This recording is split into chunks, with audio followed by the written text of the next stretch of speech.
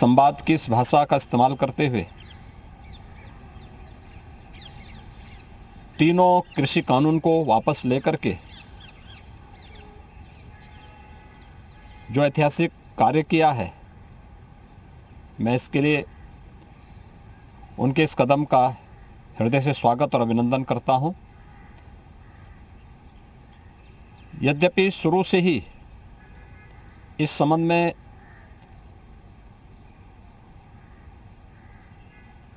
एक बड़ा समुदाय ऐसा था जो इस बात को मानता था कि किसानों की आमदनी को बढ़ाने के लिए इस प्रकार के कानून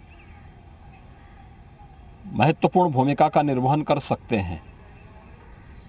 लेकिन उस सब के बावजूद जब कतिपय किसान संगठन इसके विरोध में आए थे, सरकार ने हर स्तर पर संवाद बनाने का प्रयास किया। ये हो सकता है कि हमारे स्तर पर कोई कमी रह गई हो कि हम लोगों ने अपनी बात को उन लोगों को समझाने में हम लोग कहीं ना कहीं विफल रहे, जिसके कारण उन्हें आंदोलन के रास्ते पर आगे बढ़ना पड़ा था। लेकिन लोकतंत्र के इस भाव का सम्मान करते हुए तीनों कृषि कानून को वापस लेने और एमएसपी को लेकर के भी एक समिति के गठन करने का हम प्रदेश सरकार की ओर से हृदय से स्वागत करते हैं। गुरु पर्व की प्रदेशवासियों को हृदय से बधाई भी देते हैं, मंगलमय शुभकामनाएं भी व्यक्त करते हैं।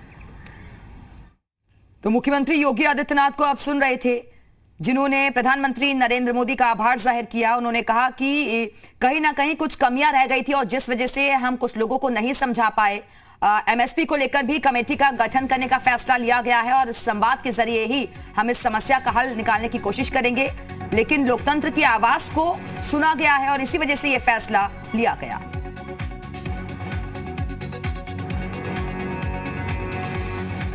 और आइए अब सुनवा देते हैं आपको मायावती की तरफ से जो प्रेस कॉन्फ्रेंस की गई, उन्होंने क्या कुछ कहा।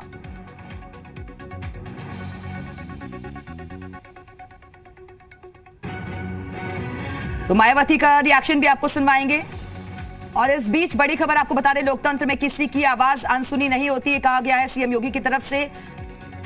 उन्होंने गुरु पूरब की भी हर किसी को बधाई दी है और प्रधानमंत्री नरेंद्र मोदी के फैसले का भी स्वागत किया। तो कृषि कानून वापस लेने की घोषणा की गई है। पीएम के कदम का होना चाहिए स्वागत, ये कहा गया है मुख्यमंत्री योगी आदित्यनाथ की तरफ से। लोकतंत्र में किसी की आवाज अनसुनी नहीं होती, लोकतंत्र में निकली आवाज को सुना गया है। तो तीनों कृषि कानून वापस लिए गए हैं और हालांकि राकेश टिकैत कह रहे हैं कि जब तक एमएसपी पर कानून नहीं बन जाता तब तक हमारा ये आंदोलन ऐसे ही आगे भी जारी रहेगा।